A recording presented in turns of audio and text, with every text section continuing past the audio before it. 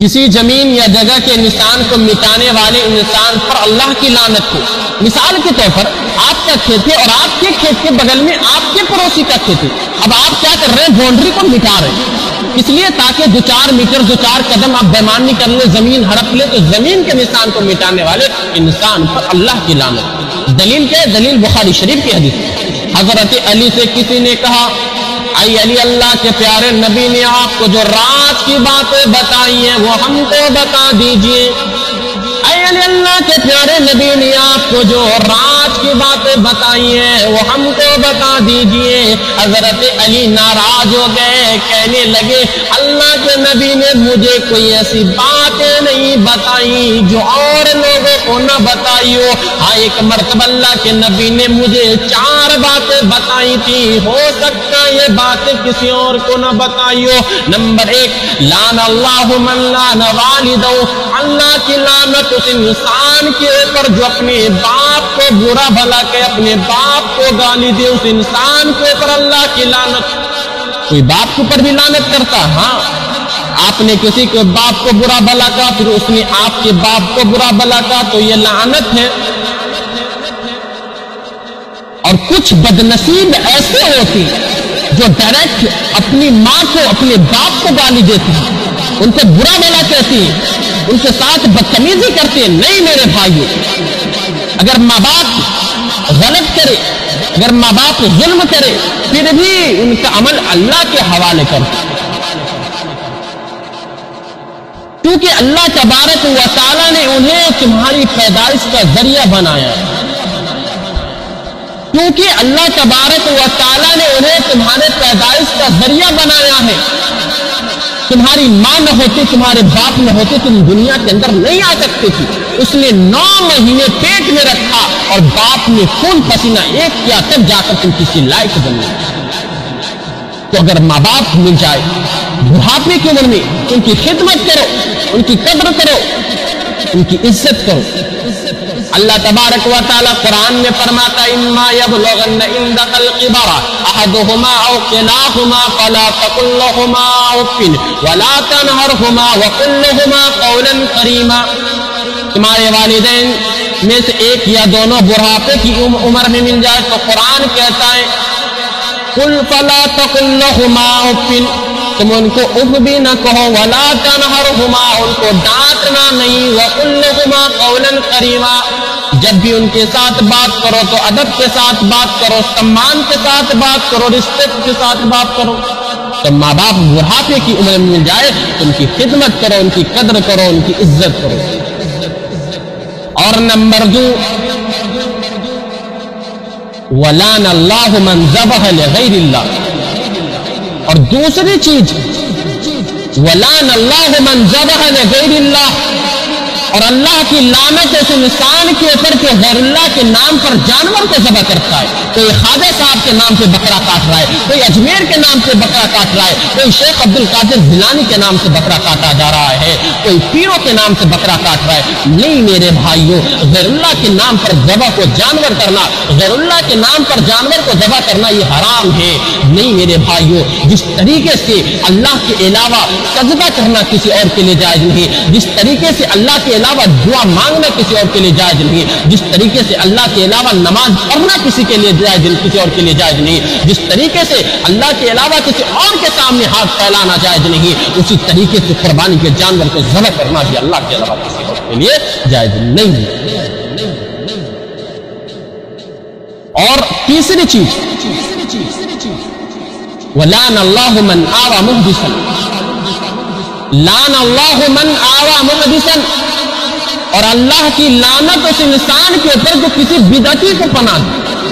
دین کے اندر نیا کام نکالنے والے کو اپنے گھر میں پناہ دے، اس انسان کے اوپر اللہ کی لعنت۔ اور آخری چیز یعنی چوتھی چیز جو اللہ کے نبی نے حضرت علی سے کہا، وَلَعْنَ اللَّهُ مَنْ غَيَّرَ مَنَارَ الْأَرْضِ، اور اللہ کی وَلَعْنَ اللَّهُ، اور چوتھی چیز جو حضرت علی سے کہا تھا، وَلَعْنَ اللَّهُ مَنْ غَيَّرَ مَنَارَ الْأَرْضِ، وَلَعْنَ اللَّهُ مَنْ غَيَّرَ مَنَارَ الْأَرْضِ، اور اللہ کی لعنت ہے اس انسان کے اوپر جو زمین کے نشان کو مٹا دے، جو اپنی زمین کے کاغذات میں ہیر پھیر کر کے اپنے پڑوسی کے زمین پر ناجائز قبضہ کر لے، زمین کے کاغذات میں ہیر پھیر کر کے اپنے بھائی کی زمین پر ناجائز قبضہ کر لے، تو زمین کے نشان کو مٹانے والے انسان پر بھی اللہ کی لعنت۔ اچھا مجھے ایک بات سمجھ میں نہیں آتی کہ بھائی کسی کی زمین پرکھ کر آپ کیا لے کے جائیں گے بھائی دنیا سے؟ آپ کو جانا ہے 2 گز زمین کے اندر، اس سے زیادہ اسے کم ملنے والی چیز۔ اب جو ہے پھر اس زمین سے آپ کے بچے فائدے اٹھائیں، آپ خود بھی گناہگار اور آپ کے بچے بھی گناہگار، آپ کو ملنے والی چیز بھی نہیں ہے، وہ چیز آپ کو آخرت سے دور کر دے، آپ کو وہ چیز جہنم میں لے جائے گی۔ ایسی زمین و جائیداد کی لالچ کا کیا فائدہ میرے بھائی؟ جو چیز آپ کو فائدہ نہ دے بلکہ نقصان ہی نقصان دے، جو چیز آپ کو خسارہ میں ڈال دے،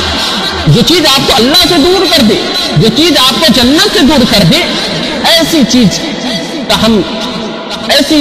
زمین و جائیداد کا کیا فائدہ؟ لالچ کر کے کیا فائدہ میرے بھائی؟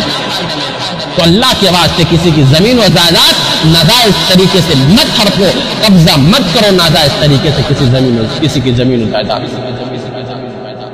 اسی لیے اللہ کے نبی صلی اللہ علیہ وسلم فرماتے میں ایک انسان ہوں، لوگ میرے پاس زمین و جائیداد کا مسئلہ لے کر آتے ہیں، اے میرے صحابہ کان کھول کر کے سن لو، میں نے اگر غلط فیصلہ کر دیا، کسی کی چکنی چکنی میٹھی میٹھی باتوں کو سن کر میں ان کے حق میں فیصلہ کر دیا جو زمین کا حقدار نہیں، اگر میں نے غلط فیصلہ کر دیا، اے میرے صحابہ کان کھول کر کے سن لو، اگر میں نے غلط فیصلہ کر دیا تو میں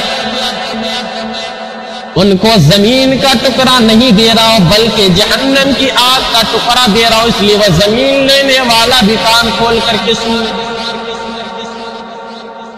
بلکہ جہنم کی آگ کا ٹکڑا دے رہا ہوں۔ اللہ کے نبی فرماتے اگر میں نے غلط فیصلہ کر دیا تو میں ان کو زمین نہیں دے رہا بلکہ جہنم کی آگ کا ٹکڑا دے رہا ہوں، ٹکڑا، اس لیے وہ زمین لینے والا بھی کان کھول کر کے سن۔ لیکن آج افسوس کی بات ہے